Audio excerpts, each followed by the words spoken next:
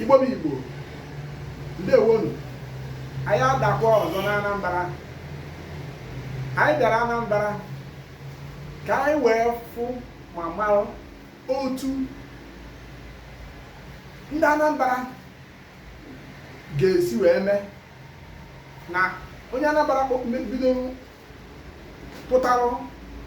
ịzụ ahịa n'otu mbọsị Mọnde. Onye izi bịa na shedie otu ha isi akpụ ya igoli ahịa wee were ngwa ahịa na-asịzi ya na ya akwụ ụgwọ echi. Ka anyị fụrụ ka ndị Anambra ga-esi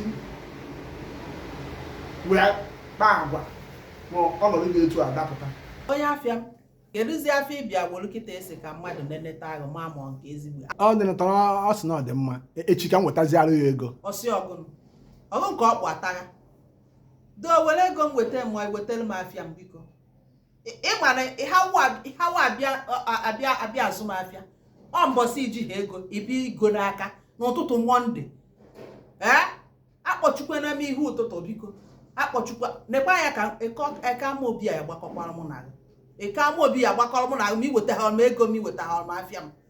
ọkwa ya ka m sị ka m gwa gị. Bịa onye asha m ndezi ngwa asha ịbịa were hụ na shedi m kịta ha si ka igosi nwanne ka ịma na ka ọ mara na ọdịnaghị ma na ọ dị mma. Kedụzi o mere? Agosighị nwanne m ka m si gosi ọ sị na ọ dị mma kama na echi ka m ga-ewetaziri gị ego. Ọsụ echi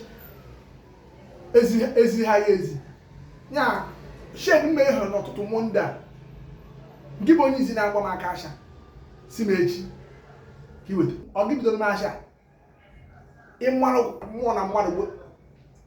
ghara ịgbakọ mụ na gị na nkwọba ahịa igborokwa ngwa asha tụgbakwara m nkịta ma ọ bụ ịkpa m ego n'aka. Kedu ụdị kpọchuru di ya na ọtụ mmụọ na mmadụ ezi ha ya ezi ezikwa ha gwa ha na ịfụ ha dokwa m ngwa asha. Onye abịa m ka ezi abịa nwanne bịara nwere isi na ka mmadụ na-ele gị na abụ ọzọ gị kere ihe meziri eke onye ahịa ọ nenere ọ sị na ọ dị mma kama na-echi ka m ewetazi ego. ngị na-eme ụdị ihe nwa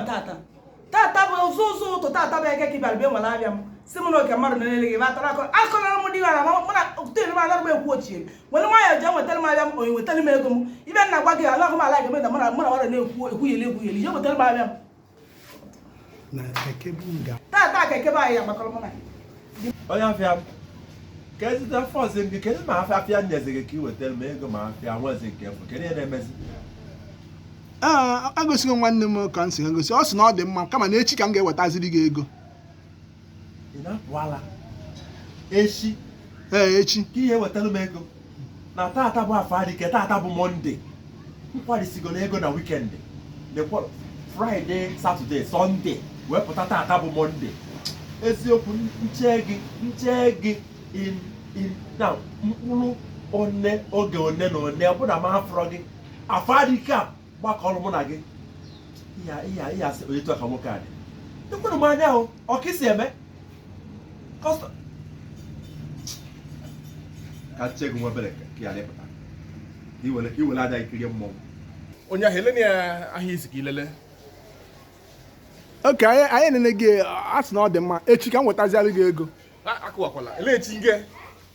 na afọ ụtụtụ afọ nwa ma ga-agbakọ mụ na gị na afọ ọzara ahụ nyega m ego wala ego ọ bụrụ iji wee ego nye m ka ndị ji ego jegoro ihe a na-ego nke kirike dị ihe nke ego wala nyega m nye m. Nwoke m kedu ngwa ahịa nwe isi ka ije nwanne gị ka ọ nenetere gị? Oke ọ nenete gị ọ sị na ọ dị mma echi ka m wetaziarị gị ego. Wetara m ahịa m ọsịsọ n'ụtụtụ ebe na-abọba anyị ebe na ahụ a ka m nwetakwa nje wetara m ihe ọsọ wetara m ihe ọsịsọ bifo m na ya eti ọkpa na ofu traụza nne gị ịfụta n'ụtụtụ ụbọchị ahụ iwere ibe m nwere jewe nnenete onye ziri gị biko nye m ngwa ahịa nna ozubeghị ndị bịara ahịa ọ bụrụzikwe nje nene